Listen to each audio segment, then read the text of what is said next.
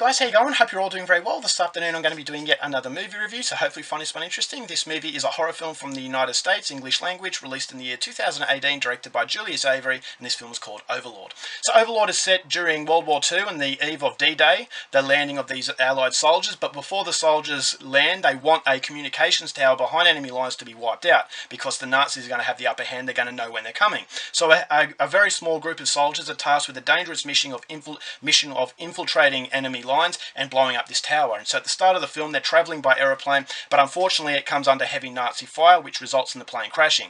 So a few of the soldiers have actually made it out. They had their parachutes on, and when they've landed they have to basically embark on this perilous journey.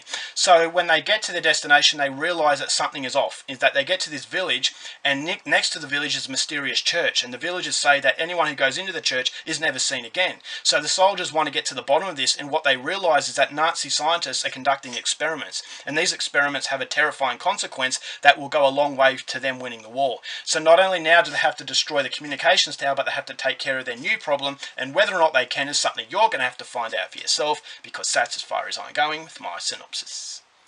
Now my thoughts on Overlord.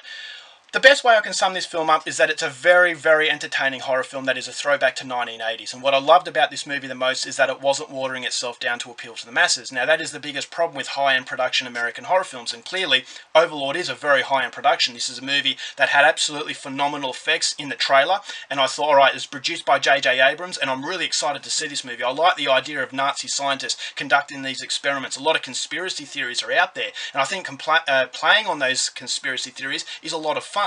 And so when I saw the trailer I thought this looks excellent, but my skepticisms was the fact that a lot of these movies are watered down, is because if you've got so much money you need to win it back, and to win it back you need to appeal to a wide audience, and to me that's a sign of lack of confidence in your ability to make a genuine horror experience. And so since Fede Alvarez's Evil Dead remake come along, where it had an R18 plus high impact violence tag, it revitalised that passion as far as high-end production Hollywood horror films are concerned. And when I was young I really used to like these, but then lately they have been watered down, like World War Z.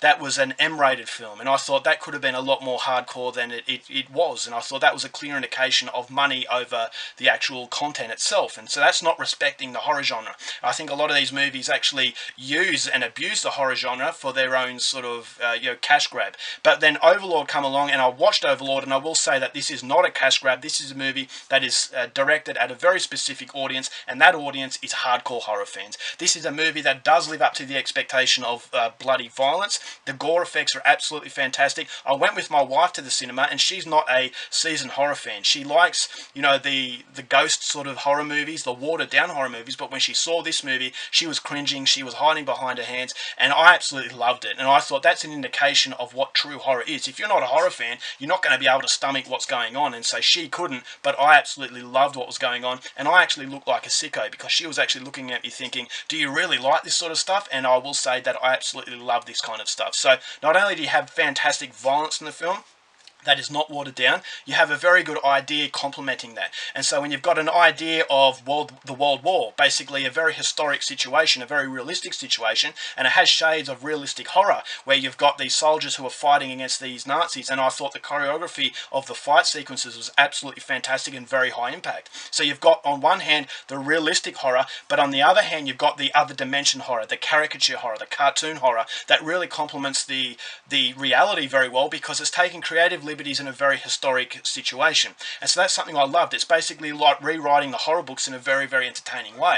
So using a very realistic template to make a very far-fetched horror film, I think is a great idea, and I think Julius Avery really nailed what it is to make an entertaining horror film. This is not a movie that's sidetracking itself through characters that you have to have a sob story with. I actually thought these characters were likeable enough without really trying, and that's the reason why they're likeable, is it's not force-feeding anything, is that it's always self-aware. It wants to be about the situation, it wants to be about having fun, but at the same time making characters that aren't annoying, and that goes a long way to liking them. If you don't want to see them get killed, then, or you don't love them, but you don't want to see horrible things happen, and obviously the Allies, if the Nazis won the war, things would be absolutely horrifying, and so you already have that level of support for these soldiers. You want them to win basically win over the day, because of the consequences that will come about if they don't. And so you've got the mission of the blowing up the tower, which is the realistic sort of mission, but then the far-fetched caricature mission just adds a snowball effect in creating that really entertaining experience. And so I thought the overall effects were phenomenal, especially the first scene